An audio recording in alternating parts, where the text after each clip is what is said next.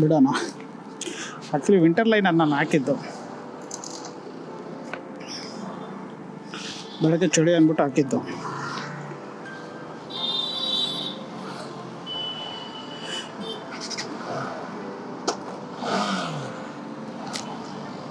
ನೋಡೋವಾಗೆಲ್ಲ ಆ ಥರ ಹುಡುಗಿರು ಸಿಗೋಲ್ಲ. ನೋಡೋದು ಬೇಕಾದ್ರೆ ನನಗೆ ಒಳ್ಳೆ ಹುಡುಗಿ ಇಷ್ಟ ಆಗೋ ಹುಡುಗಿ ಸಿಗುತ್ತೆ. ಏನು ನೋಡೋದಾದಾಗ ಆ ಥರ ಹುಡುಗಿರೇ ಸಿಗೋಲ್ಲ.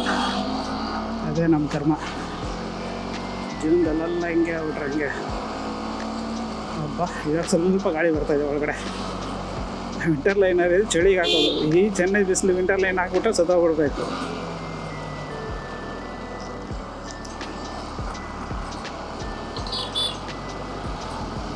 ಇನ್ನೊಂದು ಚೆನ್ನೈಯಲ್ಲಿ ಬ್ರಿಟಿಷ್ ಅವರು ಇದ್ದಿದ್ದ ಕಾರಣ ಹೈಯೆಸ್ಟು ನೋಡಿ ಕಟ್ಟಿರೋದು ಡಾನ್ ಬಾಸ್ಕೋ ಎಷ್ಟು ಹಾಕಿದ್ರು 1850 1815 ಡಾನ್ ಬಾಸ್ಕೋ. ಚರ್ಚಸ್ ಜಾಸ್ತಿ ಇಲ್ಲಿ. ಅದು ಇಲ್ಲಿ ಕ್ರಿಶ್ಚಿಯನ್ನು ಆವಾಗ ಬ್ರಿಟಿಷರು ಬಂದಾಗ ಹಂಗೆ ಅಟ್ಯಾಚ್ ಆಗಿರೋದು, ಕ್ರಿಶ್ಚಿಯನ್ಗೆ ಚೇಂಜ್ ಆಗಿರ್ತಾರೆ. ನೋಡಿ ಎಷ್ಟು ದೊಡ್ಡದು, ಎಲ್ಲ ದೊಡ್ಡ ದೊಡ್ಡ ಚರ್ಚ್ಗಳು. ಚಿಕ್ಕ ಚರ್ಚ್ ಎಲ್ಲ ಇಲ್ಲ, ಎಷ್ಟು ದೊಡ್ಡದಿದೆ ನೋಡಿ. ಓಲ್ಡೆಸ್ಟ್ ಚರ್ಚ್ ದೇವಸ್ಥಾನ ಅಂತ ಇಲ್ಲ, ದೇವ್ರದ್ದು ಯಾವ್ದು ಮಾಡಿದ್ರು ಎಲ್ಲ ಒಂದೇ ದೇವ್ರ ಮೇಲೆ. ಮಾನ್ಯುಮೆಂಟ್ಸ್ ಎಲ್ಲ ಆವಾಗ ಕಟ್ಟಡನ ಅಷ್ಟು ಚೆನ್ನಾಗಿ ಕಟ್ಟಿರೋದು. ಏನೇ ಅವ್ರು ಬ್ರಿಟಿಷರು ಐಡಿಯಾ ಇದ್ರೂ ಕಡ್ದವ್ರು ಇಂಡಿಯಾದವ್ರೆ.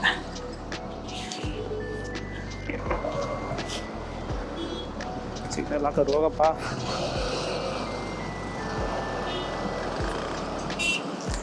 ಆಟೋಗಳಂತೂ ಇಲ್ಲಿ ರಭಸವಾಗಿ ಓಡಿಸ್ತಾರೆ. ಸೇಮ್ ನಮ್ಮ ಬೆಂಗಳೂರು ಇದ್ದಂಗೆ, ಬೆಂಗಳೂರಿಗಿನ್ನೂ ಸ್ವಲ್ಪ ಜಾಸ್ತಿ ಇದು ಓಡಿಸೋದ್ರಲ್ಲಿ. ಬಟ್ ಬೆಂಗಳೂರಲ್ಲಾದರೂ ಟಚ್ ಆದರೆ ಏನಂತ ಕೇಳ್ತಾರೆ, ಇಲ್ಲಿ ಹೊಡೆದ್ಬಿಟ್ಟು ಹೋಗ್ತಾನೆ ಇರ್ತಾರೆ, ಏನಂತ ಕೇಳಲ್ಲ, ಯಾರ ನೋಡಿಯಲ್ಲ, ಏನೂ ಇಲ್ಲ. ನಾನೇ ಹೇಳ್ತಾ ಇದ್ದೀನಲ್ಲ, 2 ದಿನ ನಾನು ಇಲ್ಲಿ ಓಡಿಸ್ಬಿಟ್ಟು ನೆಕ್ಸ್ಟ್ ಬಂದು ಬೆಂಗಳೂರು ಸಿಗ್ನಲೆಲ್ಲ ಫಾಲೋ ಮಾಡ್ತೀನಿ. ಇಲ್ಲ ಹಂಗಾಗ್ಬಿಟ್ಟಿದೆ, ಆಧಾರ ಪ್ರಾಕ್ಟೀಸ್ ಆಗ್ಬಿಟ್ಟಿದೆ. ಆಪೋಸಿಟಲ್ಲಿ ನಾನೆಲ್ಲ 1-2 ಕಿಲೋಮೀಟ್ರು ಒಂದು ವೇದಲ್ಲೇ ಹೋದೆ ನಾನು. ಪೊಲೀಸ್ ಇಲ್ಲ, ಏನೂ ಇಲ್ಲ. ನಾನು ಇದ್ದಿದ್ದು ಹೋಟ್ಲ್ ಹತ್ರನೇ, ಆಪೋಸಿಟ್ ರೈಲ್ವೆ ಸ್ಟೇಷನ್ ಹತ್ರ. ಪೊಲೀಸವನು ಗಾಡಿನೇ ತೋರಿಸ್ತಾ ಇದ್ದಾರೆ. ಪೊಲೀಸರು ಅಂದರೆ ಅನೌನ್ಸ್ ಮಾಡ್ತಾರೆ, ನಮ್ಮ ಇಲ್ಲೂ ಅನೌನ್ಸ್ ಮಾಡ್ತಾರೆ. ವಯಸ್ಸಾಗಲಿ ಟ್ರಾಫಿಕ್ಕು ಅವರು ಆಗಲಿ ಅನೌನ್ಸ್ ಮಾಡ್ತಾರೆ. ಅನೌನ್ಸ್ ಮಾಡಿದಾಗ ಎತ್ತಬೇಕು. ಅನೌನ್ಸ್ ಮಾಡ್ತಾಯಿದ್ರೇ ಆಪೋಸಿಟು ಒನ್ ವೇದಲ್ಲಿ ಬಂದು ಸೈಡಲ್ಲಿ ಪೊಲೀಸ್ ಪಕ್ಕದಲ್ಲೇ ಹೋಗ್ತಾರೆ. ಏನು ಇವ್ರಿಗೆಲ್ಲ ಭಯ ಇಲ್ವಾ, ಇಲ್ಲ ಏನು ಪೊಲೀಸ್ ಅವ್ರಿಗೆ ಫೈನ್ ಹಾಕಲ್ಲ ಏನಕ್ಕಂತ ಗೊತ್ತಿಲ್ಲ. ಅದು ಬಂದು ನಾರ್ತ್ ಮೆಡ್ರಾಸ್ ಆ ಕಡೆ, ಅಂದರೆ ಮೆರಿನಾಗೆ, ಪ್ಯಾರಿಸ್ ಕಾರ್ನರು ಇಂಥ ಒಂದು ಪ್ಲೇಸ್ಗಳು ಬರುತ್ತೆ ಈ ಕಡೆ. ಇದೆಲ್ಲ ಒಂದೇ ಸೌತ್ ಕಾರ್ನರ್ ಇವಾಗ ನಾನು ಹೋಗ್ತಾ ಇರೋದು. ಇಲ್ಲಿ ಸ್ವಲ್ಪ ಅದೇ ಅಫಿಷಿಯಲ್ಸ್ ಆಗಲಿ ಹೈಯರ್ ಮಿಡ್ಲ್ ಕ್ಲಾಸ್ ಆ ಥರ ಇದ್ದಾರೆ ಅನಿಸುತ್ತೆ. ಇಲ್ಲಿ ಸ್ವಲ್ಪ ಟ್ರಾಫಿಕ್ ಪೊಲೀಸ್ ಅವ್ರನ್ನ ನೋಡ್ಬೋದು. ಇಲ್ಲಿದ್ದಾರೆ. ಅದೇನು ಅಲ್ಲಿಗೊಂದು ಇದು ಇಲ್ಲಿಗೊಂದು ಇದು ಅಂತ ಗೊತ್ತಾಗ್ತಾ ಇಲ್ಲ ನೋಡಿ. ಇಲ್ಲೆಲ್ಲ ಟ್ರಾಫಿಕ್ ಪೊಲೀಸ್ ಇಷ್ಟು ಜನ ಇದ್ದಾರೆ. ನಾನು ನೆನ್ನೆ ನೋಡಿದಾಗ ಅಲ್ಲಿ ಟ್ರಾಫಿಕ್ ಪೊಲೀಸ್ ಇಲ್ಲ, ಹೊಡ್ಕೊಂಡು ಹೋಗ್ತಾನೆ ಇದ್ದಾರೆ.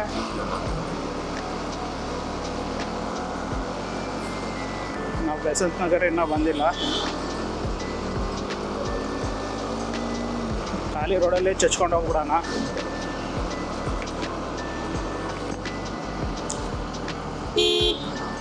ಟರ್ನಿಂಗ್ಗಳಲ್ಲಿ ಮಾತ್ರ ಯಾವುದೇ ಕಾರಣಕ್ಕೂ ಸ್ಲೋ ಮಾಡ್ಬೋದು. ಏನೇ ಆದ್ರೂ ಟರ್ನಿಂಗು ಇಲ್ಲ ಯಾವುದೋ ದೂರ ಬಂತು ಏನೋ ಆಗಲಿ, ಅಲ್ಲಿ ಮಾತ್ರ ಹೈ ಸ್ಪೀಡ್ ಆಗೋದೇ ಬೇಡ. ಮೇನ್ ಲಾಂಗ್ ಟ್ರಾವೆಲಲ್ಲಿ ತುಂಬ ಇಂಪಾರ್ಟೆಂಟ್ ಅದೇ. ಒಂದು ನಾಯಿ ಅಡ್ಡ ಬರ್ಬೋದು, ಇಲ್ಲ ಯಾವ್ದಾದ್ರು ಸ್ಕೂಟಿಯಲ್ಲಿ ಅಲೋ ಅಂತ ಬರ್ಬೋದು. ಯಾಕೆ ಸುಮ್ಮನೆ ರಿಸ್ಕು. ಅದು ಒಂದು ನಾಯಿ ಬಂದರೆ ನಾವು ಅದನ್ನು ಕಾಪಾಡೋಕೆ ಹೋಗಿ ನಾವು ಬಿದ್ದೆ. ಡ್ರೈವರ್ಗಳೇ ತುಂಬ ಕನ್ಫ್ಯೂಸ್ ಇಲ್ಲಿ. ಇಲ್ಲಂತ ಇಲ್ಲ, ಬೆಂಗಳೂರಲ್ಲೂ ಅದೇ ಪ್ರಾಬ್ಲಮ್ಮು. ಸ್ವಲ್ಪ ಮಿಸ್ ಆದ್ರೂ ಹೋಗ್ಬಿಟ್ಟು ಎಲ್ಲೋ ಯೂಟರ್ನ್ ಮಾಡ್ಕೊಂಬರಂಗಿರುತ್ತೆ. ಕರೆಕ್ಟಾಗಿ ಹೋಗ್ತಾಯಿದ್ದೀನಿ ಅನಿಸುತ್ತೆ. 8 ಫ್ಲೇವರ್ ಇದು ನಾವು ಈ ಥರ 8 ಫ್ಲೇವರ್ ಬಂದುಬಿಟ್ಟು ಇಲ್ಲಿ ಶಾಂತಿನಗರಲ್ಲಿ ಅಲ್ಲಿದೆ ಈ ಥರ ಹೈಟ್ ಆಗಿರೋ ಫ್ಲೇವರ್. ಇವಾಗ ನಮ್ಮ ಬೆಂಗಳೂರಲ್ಲಿ ಹೈಯೆಸ್ಟು 8 ಫ್ಲೇವರ್ ಅಂದರೆ ಅದು electronic city flavour, longest flavour. Udupi ನಗರದಿಂದ ಎಲೆಕ್ಟ್ರಾನ್ ಸಿಟಿ ಹೋಗೋದು.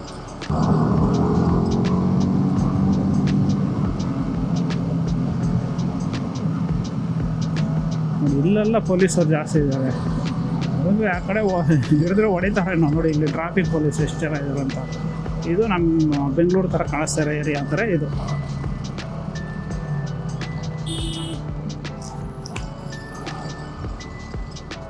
ನಾನು ಫಸ್ಟು ಚೆನ್ನೈಗೆ ಅಲ್ಲಿ ಬಂದಿದ್ದ ತಕ್ಷಣ ಫುಲ್ ಶಾಕು. ಏನು ಚೆನ್ನೈ ಈ ಥರ ಒಂದು ರೂಲ್ಸ್ ರೆಗ್ಯುಲೇಷನ್ ಇಲ್ದಿರ ಹೆಂಗಿದೆಯಲ್ಲ, ಒಬ್ಬನು ಸಿಗ್ನಲ್ ಇದು ಮಾಡ್ತಾಯಿಲ್ಲ, ಹಂಗೆ ಅಂದ್ಕೊಂಡೆ. ಇವಾಗ ಈ ಥರ ಅಂದ್ಕೊಂಡೆ.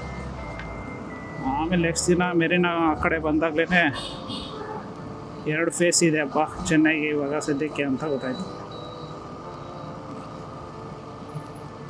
ಬೆಂಗಳೂರು ಎಲ್ಲೋದ್ರೂ ರೂಲ್ಸ್ ಅವ್ರಿಗೆ ಅನ್ನೋದೆಲ್ಲ ಏನೂ ಇಲ್ಲ. ಅದೇ ನಾರ್ತ್ ಮೆಟ್ರಾಸು ಬ್ರಿಟಿಷ್ ಇದೆ ಹೆಂಗಿದೆ ಬಿಲ್ಡಿಂಗ್ಸು. ಇಲ್ಲೆಲ್ಲ ಆ ಥರ ಏನಿಲ್ಲ. ಇಲ್ಲೆಲ್ಲ ನಾರ್ಮಲಾಗೇ ಇದೆ ಬೆಂಗಳೂರಲ್ಲಿದ್ದಂಗೆ.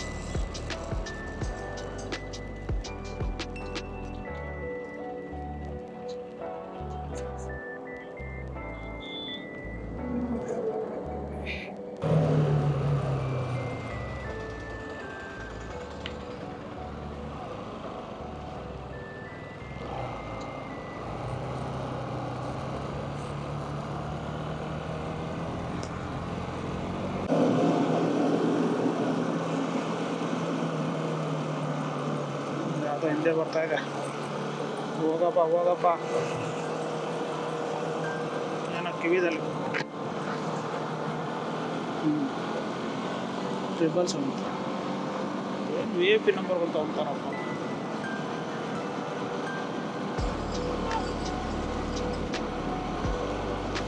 ಏನೋ ಹುಳ ಏನೋ ಸೇರ್ಕೊಂಡ್ಬಿಡ್ತು ಒಳಗಡೆ, ಹೆಲ್ಮೆಟ್ ಒಳಗಡೆ.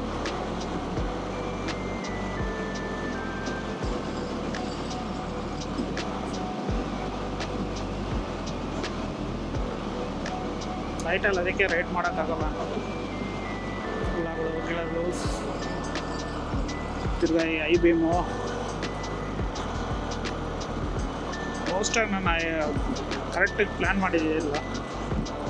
ಪ್ಲ್ಯಾನ್ ಮಾಡಿದ್ದಿದ್ರೆ ಸರಿಯಾಗೋದು. ನಿನ್ನೆ ಟೈಮ್ ವೇಸ್ಟ್ ಆಗಿದ್ದಿಲ್ಲ ಅಂದರೆ ಮಾರ್ನಿಂಗ್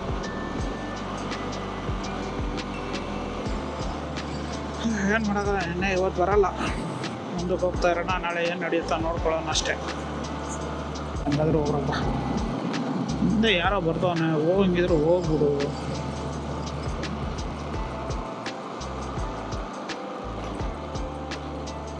ಹಸುಗಳು ಜಾಸ್ತಿ ಇಲ್ಲಿ ಎಲ್ಲ ಕಟ್ಟಾಗ್ತಾನೆ ಇಲ್ಲ, ಎಲ್ಲ ಫ್ರೀಯಾಗಿ ಬಿಟ್ಬಿಟ್ಟಿದ್ದಾರೆ, ಎಲ್ಲ ರೋಡ್ ಸೈಡೇ ಇದೆ.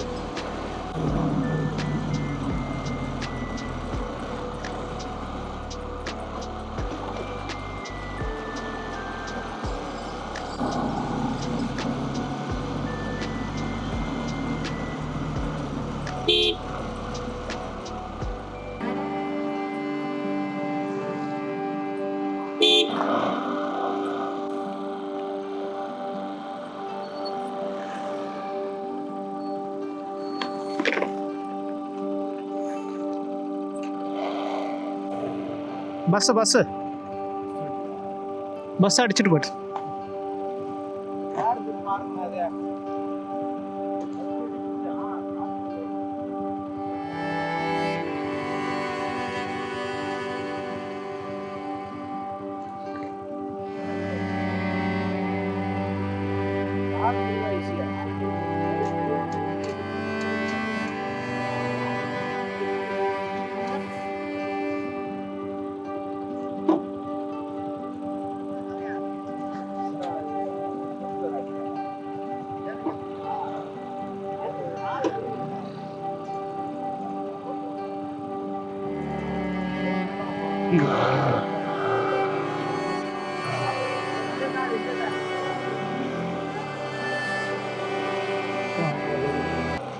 ಇವಾಗ ತಾನು ಹೇಳ್ಕೊಂಬರ್ತಾ ಇದೆ, ಹಸುಗಳು ಜಾಸ್ತಿ ರೋಡಲ್ಲೇ ಬಿಟ್ಟಿದಾರಂತ. ಎದುರ್ಕೊಂಬಂತು ಬಸ್ಸನ್ನು ಪಾಪ ಅವನು ಕಂಟ್ರೋಲ್ ಮಾಡೋಕ್ಕಾಗಲ್ಲ. ಬಸ್ಸವ್ರು ನೋಡಬೇಕಲ್ಲ, ಸಡನ್ನಾಗಿ ಬ್ರೇಕ್ ಆಗೋಲ್ಲ ಇದರಲ್ಲಿ ಪಾಪ. ಅದೇ ಒಂದು 5 ನಿಮಿಷ ಜಿಲ್ ಅಂದ್ಬಿಡ್ತು. ಮನುಷ್ಯ ಅಂದ್ರೆ ಹೇಳ್ಕೊತಾರೆ, ಪ್ರಾಣಿಗಳು ಪಾಪ ನೋವು ಹೆಂಗೆ ಹೇಳ್ಕೊತವೆ. ಹಸುಗಳ್ನ ಒಂದು ಕಡೆ ನೈಟ್ ಆದರೆ ಎಷ್ಟಾಗೋ ಇಲ್ಲ, ಹಸುಗಳು ಸಾಕಬಾರ್ದು. ನೋಡಿ ನೋಡಿ, ಈ ಥರ ಕತ್ಲೆದಲ್ಲಿ ಐ ಬಿ ಮಿಲ್ಲ ಅಂದರೆ ನೋಡೋಕ್ಕೆ ಆಗಲ್ಲ. ಹಸುಗಳ್ನ ಹಿಂಗೆ ಬಿಟ್ಟಿದ್ದಾರೆ, ಏನು ಜನಗಳು ಏನೋ. ಸದ್ಯಕ್ಕೆ ಪೊಲೀಸವ್ರು ಬಂದರು ಪಾಪ, ಅವರಾದರೂ ಎತ್ತಿ ಸೈಡ್ಗಾದರೂ ಇದಾಗ್ತೀನಿ ಅಂತ ಹೇಳಿದ್ರು, ಕಾಲಷ್ಟೇ ಮುರಿದೋಯ್ತು ಅಂತ ಹೇಳಿದ್ರು.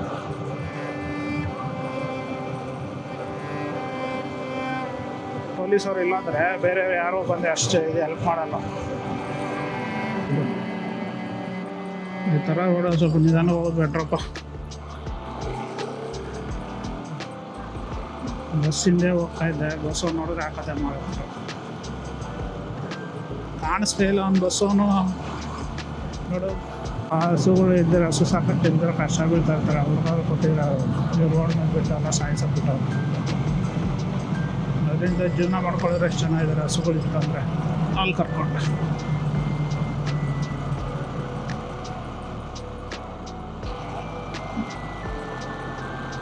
ಅಷ್ಟು ನೋಡ್ಕೊಳಕ್ಕಾಗಿಲ್ಲ ಅಂದರೆ ಯಾರೋ ಬಿಟ್ಬಿಡೋದು. ನಮ್ಮೂರು ಸೈಡೆಲ್ಲ ಒಂದು 5 ಗಂಟೆ ಆದರೆ ಸಾಕು, ಎಲ್ಲ ಬಂದ್ಬಿಡ್ಬೇಕು ಒಟ್ಟಿಗೆ. ಅವೇ ಬಂದ್ಬಿಡ್ತವೆ. ನಾನೆಲ್ಲ ಸ್ಕೂಲ್ ಟೈಮಲ್ಲಿ ಲೀವಲ್ಲಿ ಊರಿಗೆ ಕಳಿಸ್ಕೊಡ್ತಾಯಿದ್ರು. ಆ ಟೈಮಲ್ಲೆಲ್ಲ ಹೋದಂದರೆ 2 ತಿಂಗಳು ನನಗೆ ಬೆಳಗ್ಗೆ ಆದರೆ ಅದು ಹಸು ಮೇಯಿಸಿದೆ ನನ್ನ ಕೆಲಸ. ಹೇಳ್ಬೇಕಂದ್ರೆ ನಮ್ಮ ಹತ್ರ ಕುರಿ ಇರ್ತಾಯಿದ್ದಿಲ್ಲ, ಹಸು. ಬೆಳಗ್ಗೆ ಆದರೆ ಅದು ಕರೆಕ್ಟಾಗಿ ನೀವು ಅಂತೇಳ್ಬಿಡ್ತಾರೆ, ಒಂದು 8 ಗಂಟೆಗೆಲ್ಲ ಸ್ಟಾರ್ಟ್ ಮಾಡಿಬಿಡೋದು, ಅದೇ ಕರಿಯೋದು ಓಡಿಸ್ಕೊಂಡು ಹೋಗೋಣ ಅಂತ. ಓಡಿಸ್ಬಿಟ್ರೆ ಒಂದೇ ರೂಟೀನು, ಒಂದ್ಕಿಂತ ಅಭ್ಯಾಸ ಮಾಡಿದ ರೂಟೀನ್ನ ಕರೆಕ್ಟಿಗೆ ಮಧ್ಯಾಹ್ನ ಅಂದರೆ ಅಲ್ಲಿ ಇದರಲ್ಲಿ ಕರೆಕ್ಟಿಗೆ ಹೋಗುತ್ತೆ. ಸಾಯಂಕಾಲ ಒಂದು 4 ಗಂಟೆ ಇರುತ್ತೆ. ಅಪ್ಪಿತಪ್ಪಿ ನಾನು ಎಲ್ಲಾದರೂ ಆಟಾಡ್ಕೊಂಡು, ಇಲ್ಲ ಯಾವುದೋ ಮರದ ಮೇಲೆ ಆಟಾಡ್ಕೊಂಡು ಏನಾದರೂ ಇದ್ದರೆ, ಅದೇ 5 ಗಂಟೆ ಆಗಿದ ತಕ್ಷಣ ಕರೆಕ್ಟಿಗೆ ಹೋಗ್ಬಿಡೋದು. ಯಾವ ತೋಟಕ್ಕೆ ಹೋಗ್ತಾಯಿಲ್ಲ, ಹಂಗೆ ಹೋಗ್ತಾಯಿಲ್ಲ. ನಾಟಿ ಹಸುಗಳು ಅದೊಂದು ಸ್ಪೆಷಲ್, ತುಂಬ ಪ್ರೀತಿಯಿಂದ ಇರ್ತವೆ. ನಾಟಿ ಹಸುಗಳು ಥರ ಒಂದು ಇದು ಯಾವುದೋ ಹಸುಗಳಲ್ಲೂ ಬರಲ್ಲ.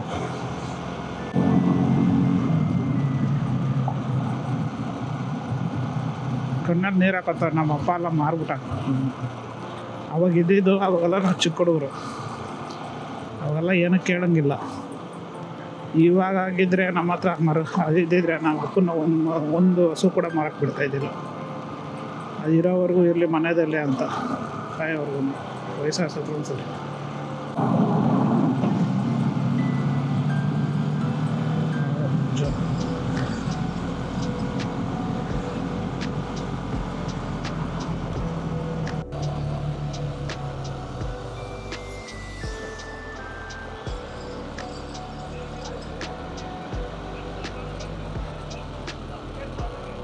ಬೆಕ್ಕು ನೈಟಲ್ಲಿ ಹೋಗ್ತಾ ಇದೆ.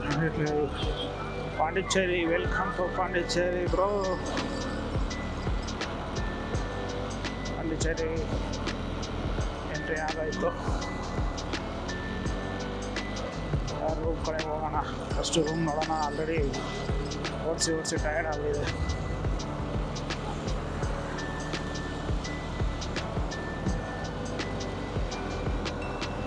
ಸಿಂಗಲ್ ರೋಡಲ್ಲಿ ಓಡಿಸಿದ್ದಕ್ಕೆ ಸ್ವಲ್ಪ ಟಯರ್ಡು. ಹೈವೇದಲ್ಲಿ ಓಡಿಸ್ಕೊಂಬಂದೇ ನಮ್ಮ ಪ್ರಕಾರ 6:30 ಬಂದ್ಬಿಡ್ತಾಯಿದ್ರು. ಇವಾಗ ಎಷ್ಟಾದರೆ 6:50 ಅಷ್ಟೇನಾ?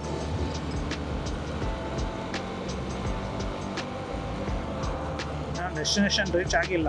ಡೆಸ್ಟಿನೇಷನ್ ಇನ್ನೂ 10 ಕಿಲೋಮೀಟ್ರ್ ಇದೆ. ಅದೇ 7:30 ನಾವು 6:30 ಬರ್ತಾಯಿದ್ರಿ ಅನ್ನೋ ಒಂದು ಕಾನ್ಸೆಪ್ಟು.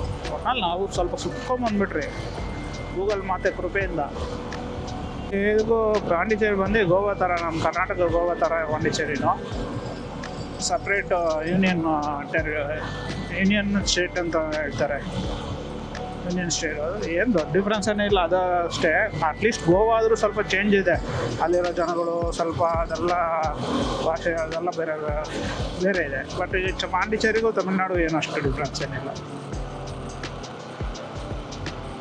ಎಣ್ಣೆ, ಪೆಟ್ರೋಲ್ ಇವತ್ತು ನೋಡೋಣ ಇಲ್ಲಿ ಎಷ್ಟಿದೆ ರೇಟು ಅಂತ. ಮೋಸ್ಟ್ಲಿ ಖಾಲಿ ಆಗುತ್ತಾ ಇಲ್ಲ ಗೊತ್ತಿಲ್ಲ. ನಾನು ಚೆನ್ನೈಯಿಂದ ಬರುವಾಗಲೇ ಫುಲ್ ಟ್ಯಾಂಕ್ ಮಾಡಿಸ್ಕೊಂಡೆ. 175 ಒಂದು 200 ಕಿಲೋಮೀಟ್ರ್ ಇಟ್ಕೊಳ್ಳಿ. ಫುಲ್ ಟ್ಯಾಂಕು 10 ಲೀಟ್ರಿಗೆ 30 ಕಿಲೋಮೀಟ್ರ್ ಅಂದರೆ 100 ಕಿಲೋಮೀಟ್ರು. ಇನ್ನೂ 100 ಕಿಲೋಮೀಟ್ರ್ ಹತ್ತಿರ ಇರುತ್ತೆ. ನೋಡೋಣ, ಫುಲ್ಲು ಹಾಕ್ಸೋಣ. ರೇಟ್ ನೋಡಬೇಕಾದ್ರೆ ಹಾಕ್ಸ್ಲೇಬೇಕಲ್ಲ. ಅಂದರೆ ಗಾಡಿ ನಿಲ್ಲಿಸ್ಬಿಟ್ಟು ಹೋಗಿಟ್ರೆ ಮೀಟ್ರ್ ನೋಡ್ಕೊಂಬರೋಕ್ಕಾಗ, ಅದನ್ನು ನೋಡ್ಕೊಂಬರ್ಬೋದು. ಕೇಳೋರು ಯಾರು? ಹಾಯ್ ಗೈಸ್, ಫೈನಲಿ ನಾವು ಪಾಂಡಿಚೇರಿ ರೀಚ್ ಆಗಿದ್ದೀನಿ. ರೂಮ್ ಹುಡುಕಿ ಬೇಜಾರಾಗಿ 6:30 ಗಂಟೆಗೆ ಬಂದವನು. ರೂಮೇ ಯಾವುದೂ ಸಿಗಲಿಲ್ಲ. ಇವಾಗ ಯಾವುದೋ ಒಂದು ರೂಮ್ ಸಿಕ್ಕಿದೆ. 1300 ರೂಪೀಸ್ ಹೇಳಿದ್ರು. ಇಲ್ಲಿ ಏನಪ್ಪ ಅಂದರೆ 24 hours ಅಲ್ಲ, 11 o'clock ಚೆಕ್ಔಟು. 11 o'clock ಬಿಟ್ಟರೆ ನನಗೆ ಟೈಮ್ ಸಾಲಲ್ಲ. ನಾನು ಎಲ್ಲ ಪ್ಲೇಸು ಕವರ್ ಮಾಡಿ ವೆಕೇಟ್ ಮಾಡೋಕ್ಕಾಗಲ್ಲ. ಆದ್ದರಿಂದ 2 days ತೊಗೊಂಡಿದ್ದೀನಿ. ಆದಷ್ಟು ನಾಳೆ ಪಾಂಡಿಚೇರಿನ ಎಕ್ಸ್ಪ್ಲೋರ್ ಮಾಡಿಬಿಟ್ಟು ಪಾಂಡಿಚೇರಿಯಿಂದ ನೆಕ್ಸ್ಟ್ ಡೆಸ್ಟಿನೇಷನ್ ಏನಿದೆ ಅದಕ್ಕೆ ಹೋಗಬೇಕು. ಅದಕ್ಕೆ ಮುಂಚೆ ನಿಮಗೆ ರೂಮ್ ಟೂರ್ ಮಾಡಿಬಿಡ್ತೀನಿ, ಬನ್ನಿ.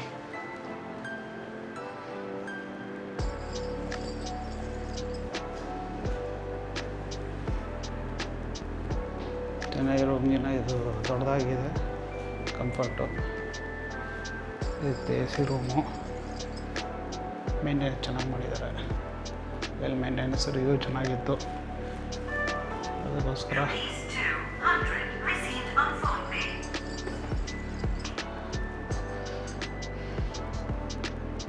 ಲೈಟ್ ಇಕ್ಕಿದಾರ.